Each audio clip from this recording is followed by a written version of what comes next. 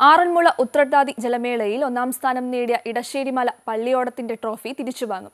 മത്സരം വള്ളംകളിയിൽ കൂലിത്തൊഴിലാളികളെ ഉപയോഗിച്ചതിനാണ് പള്ളിയോട സേവാ സംഘത്തിന്റെ നടപടി. ആറന്മുള ഉത്രട്ടാതി ജലമേളയിൽ ഇത്തവണ പരമ്പരാഗതമായ എല്ലാ ശൈലികളും പിന്തുടരാൻ സംഘാടകർ തീരുമാനിച്ചിരുന്നു.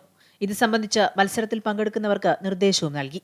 എന്നാൽ മത്സരത്തിനെത്തിയ പള്ളിയോടങ്ങൾ തമ്മിൽ ഇതേ നിർദ്ദേശങ്ങൾ ലംഘിച്ചെന്ന പേരിൽ തർക്കമുണ്ടായി. പുറത്തുനിന്ന് തുഴച്ചിലുകാരെ ഉപയോഗിച്ചെന്നായിരുന്നു പ്രധാന പരാതി.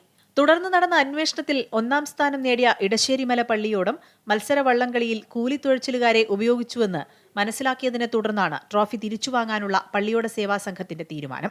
ഇതോടൊപ്പം പള്ളിയോടത്തിന്റെ ഗ്രാൻഡും റദ്ദാക്കും. അടുത്ത വർഷം ജലമേളയിൽ പങ്കെടുക്കുന്നതിൽ നിന്ന് പള്ളിയോടത്തെ വിലക്കാനും തീരുമാനിച്ചിട്ടുണ്ട്. ജലമേളയിൽ എ ബാച്ച് പള്ളിയോടങ്ങളുടെ വിഭാഗത്തിലാണ് ഇടശ്ശേരിമല പള്ളിയോടം ജേതാക്കളായത്.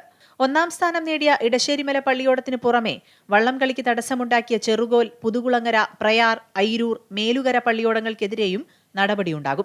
ഇവരുടെയും ഗ്രാൻഡ് കട്ട് ചെയ്യാനാണ് തീരുമാനം. അമൃത ന്യൂസ്, പത്തനംതിട്ട.